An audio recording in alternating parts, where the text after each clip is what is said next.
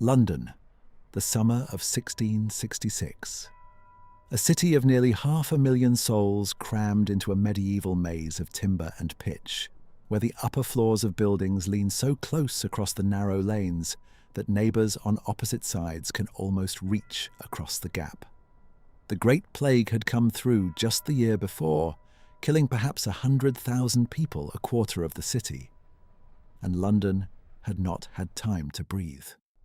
Now, after months without meaningful rain, every beam and plank in the old city was bone dry.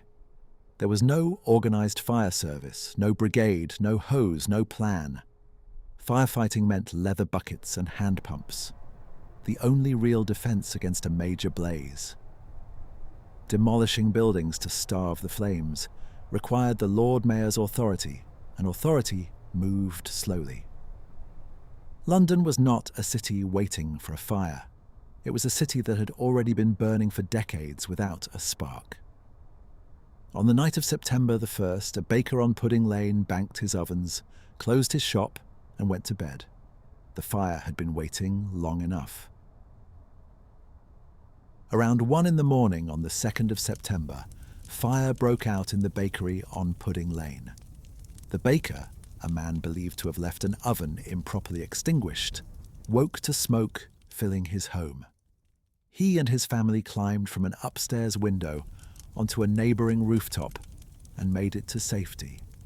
But his maid refused to climb. She stayed and she died there, among the first victims of a fire that would consume an entire city. Within minutes, the flames had jumped to the adjoining buildings. The pitch-soaked timbers caught fast. Hay stored in the yard of the inn across the road lit like paper. Within an hour, the whole lower end of Pudding Lane was a wall of flame. And the fire was already running ahead of anyone who might have stopped it, looking for the next street and the next. Someone woke the Lord Mayor. Sir Thomas Bloodworth was brought to the edge of the fire in the small hours of the morning and stood watching the blaze at Pudding Lane. What he saw did not impress him. He dismissed it. His reported words, paraphrased across the sources that recorded them, amounted to a declaration of contempt. The fire was nothing, barely worth losing sleep over. He turned around and went back to bed. That decision, those few dismissive words spoken before he climbed back under his blankets, may have been the most consequential act of negligence in English history.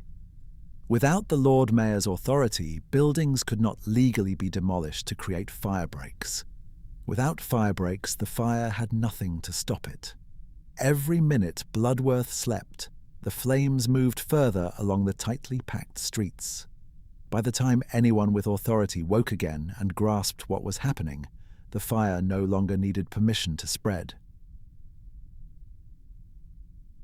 A few miles away, a naval administrator was shaken awake by his maid just after 3 in the morning.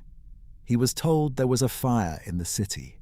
He got up, looked out toward the Thames, saw a distant glow, and decided it was far enough away to ignore. He went back to sleep.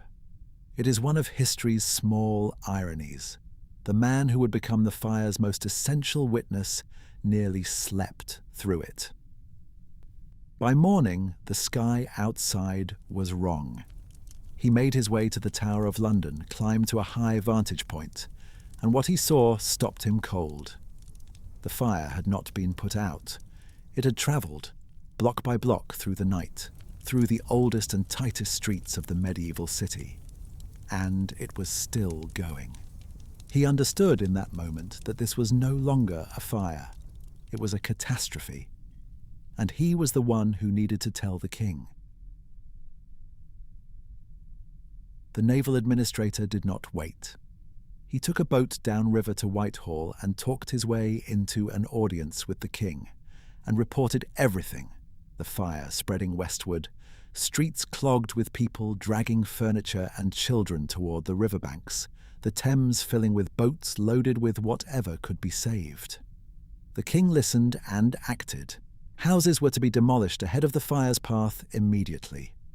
The order went through official channels to the Lord Mayor.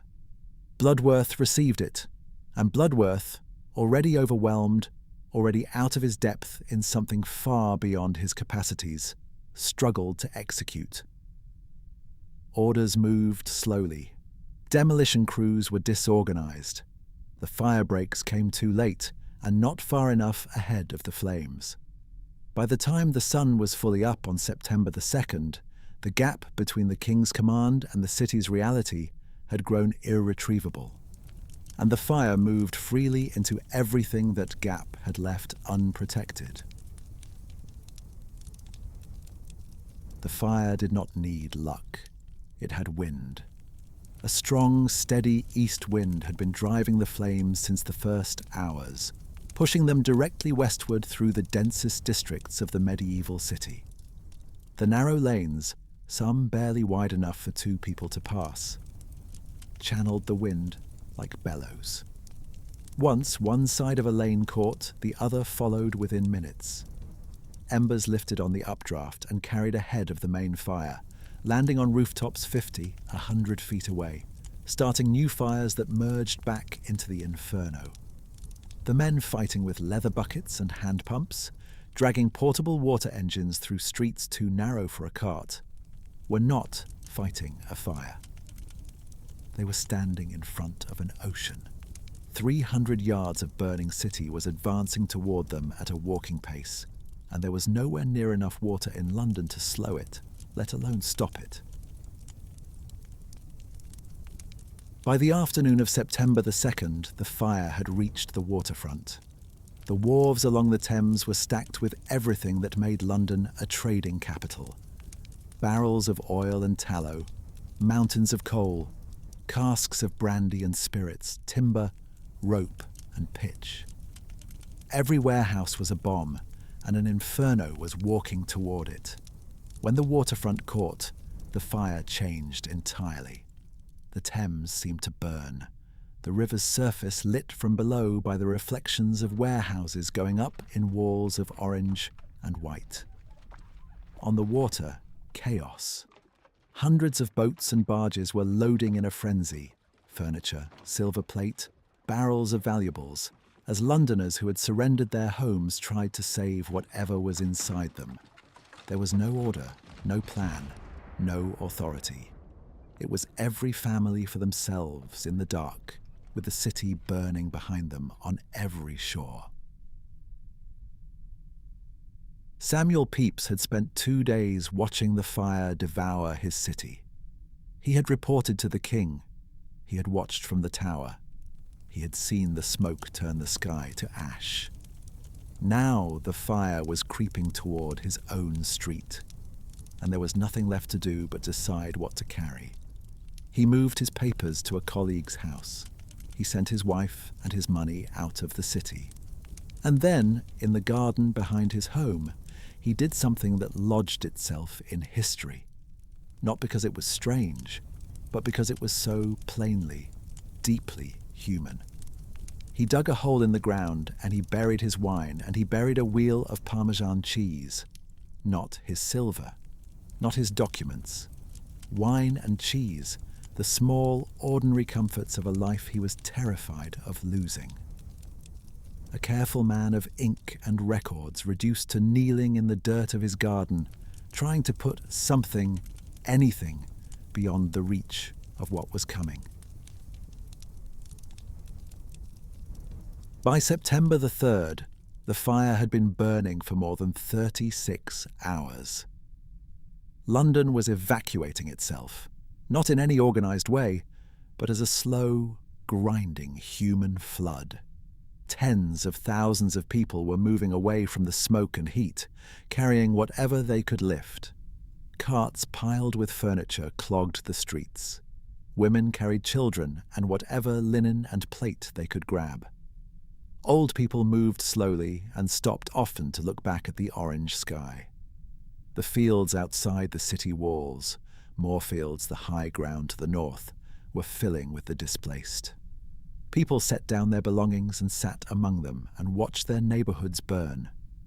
Churches that had stood for centuries were packed with salvaged goods, stacked between the pews. The social geography of London, the parishes and wards that had organised who lived where and next to whom for generations, was dissolving, street by street, hour by hour, with nowhere left to go. By September the 3rd, Sir Thomas Bloodworth had collapsed. Reports describe him found in the streets, weeping openly, unable to make decisions, unable to coordinate anything at all, overwhelmed by the scale of what his inaction had helped to create. The man who had returned to bed on the fire's first night was now standing in the ruins of his own failure. The king had seen enough. He placed his brother, James, the Duke of York, in direct command of the firefighting effort, effectively removing Bloodworth from authority in front of the city he governed. It was a public humiliation and an official admission at once. London's own government had failed to protect it. Whatever chance there had been to stop this fire in its first hours was gone. What remained now was the harder question, not how it started, but how much more would burn before it ended. The king did not watch from a window. He rode into it. During the worst days of the fire, the monarch descended into the streets of his burning capital and worked alongside his subjects, passing leather buckets in the human chains that were the only firefighting the city had, directing demolition crews personally, his face blackened with smoke, his voice carrying over the sound of the fire. There was calculation in it, a king who had already lost his throne once and understood what it cost to lose the confidence of his people. But there was something beyond calculation in what witnesses described, something closer to grief and anger and refusal. Where the Lord Mayor had looked at the fire and seen an inconvenience, the Crown had looked at its burning capital and chosen to stand in the street with its people and fight. The contrast had not been lost on anyone who saw both men in those days. On the 4th of September, the fire reached St. Paul's Cathedral. The great medieval church, the tallest building in London, the spiritual centre of a city of 500,000, was surrounded at its base by wooden scaffolding from ongoing repairs. The scaffolding caught first, and the fire climbed it like a ladder. Then the roof beams caught, and the nave began to fill with flame. What happened next had never been seen in London before. The lead roof of St. Paul's, ancient, massive, heavy, began to melt. It did not drip, it ran. Molten lead poured from the eaves in rivers, hissing through the streets below, burning everything it touched. The great stones of the walls, superheated beyond endurance, began to explode, fragments hurling outward with sounds like cannon fire. Across the city, among the refugees in the fields and on the riverbanks, people heard it and looked up. They understood. The old city was not just burning, it was ending. After St. Paul's, the Duke of York ordered measures no city takes lightly. Gunpowder from the stores of the Tower of London was brought to the fire lines in quantity. Teams of men laid charges against the foundations of houses standing in the path of the advancing flames and blew them apart. Not one house at a time, but entire rows. The explosions rolled through the city like artillery. Thousands already huddled in the fields covered their ears as the detonations shook the ground beneath them. People who had survived 3 days of fire now flinched from the explosions meant to save them. But the strategy was right.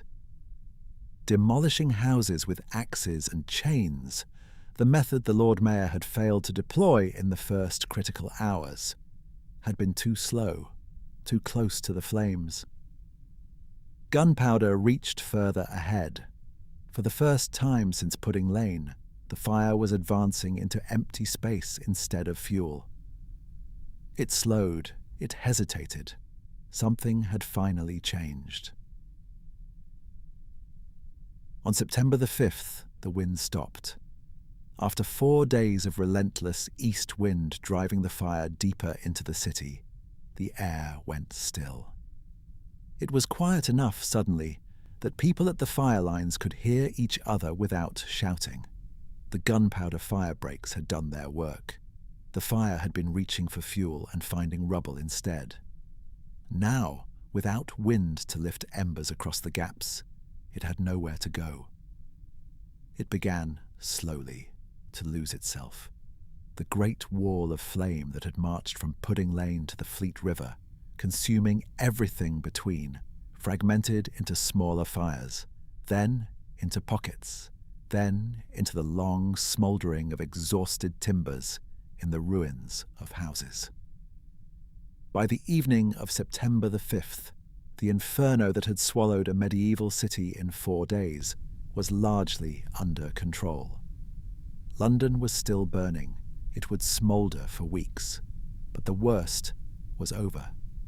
What was left was the accounting. When the smoke cleared enough to see by, London tried to count what it had lost. The numbers that emerged were staggering even on paper, and they could not begin to capture what they meant in human terms. Approximately 13,200 houses, gone. 87 churches, gone. 44 livery halls, seats of the great trade guilds that had organised London's commerce for centuries, gone. 373 acres of the city reduced to ash and rubble. The official death toll was recorded as 6, almost certainly a severe undercount. Almost no one believed it then, and historians have not believed it since. The poor who lived in the most crowded districts, the people with no boat to load, no cart to hire, no country house to flee to, left few records of their deaths. Whatever the true number was, it was higher, far higher. What was certain, and beyond dispute, was the displacement. Tens of thousands of Londoners were sleeping in open fields, and the city they had fled no longer existed. Within weeks of the fire's end, the plans began to arrive. Several architects submitted proposals to rebuild London from scratch, rational, modern cities on paper, laid out on geometric grids with wide streets, stone buildings, and proper drainage. The most ambitious vision proposed an entirely new city, with grand boulevards radiating from civic centres, none of the medieval tangle that had made London so vulnerable. It was visionary. It was also politically impossible. Property owners in the burned districts refused to surrender their lot lines, even to rubble. The ancient boundaries of who owned what, the accumulated inheritance of centuries, survived the fire intact in law. The great redesign was rejected, but its architect was given something else, a commission to design 51 new churches, and above all, a new St. Paul's Cathedral. He would spend the next 35 years building them, and the cathedral that rose on the hill above the Thames would define London's skyline for 3 centuries to come. There is a strange truth at the edge of the Great Fire's story. The neighbourhoods that burned most completely, the oldest, most densely packed quarters of medieval London, were the same neighbourhoods where the Great Plague had torn through just the year before. The timber warrens and dark alleys that were perfect fuel for fire had also been perfect habitat for the rats and fleas that carried bubonic plague. Some historians have noted that the fire may have played a role in ending the plague's grip on London, destroying the infrastructure of disease along with everything else. Whether this connection is cause or coincidence remains a matter of debate. The plague may already have been declining independently. What is beyond dispute is the transformation that followed. New building codes required stone and brick, not timber. Streets were widened, hazardous trades were pushed to the city's edges. For the first time in its history, London was not permitted to simply rebuild itself as it had always been. It was required, by law, by necessity, by catastrophe, to become something more durable. There is a column that stands in the City of London. It is 202 feet tall. A fluted stone pillar topped with a gilded urn of flame. It was built to remember what happened, and it marks the event with a precision that feels almost like a riddle. The monument stands exactly 202 feet from the spot on Pudding Lane where the fire began. Its height is its distance from the source, the measure of the fire encoded in the stone built to remember it. Stand at its base and look up, and what you are measuring is the distance between the city that was and the city that had to become. London rebuilt itself in the decades after 1666, not on elegant boulevards, but practically, stubbornly, in stone and brick, on the same ancient lot lines, in the same crooked arrangement it had always insisted on. The fire that should have ended London instead became the furnace in which something more enduring was forged. The city refused to be redesigned. It chose instead to survive as itself.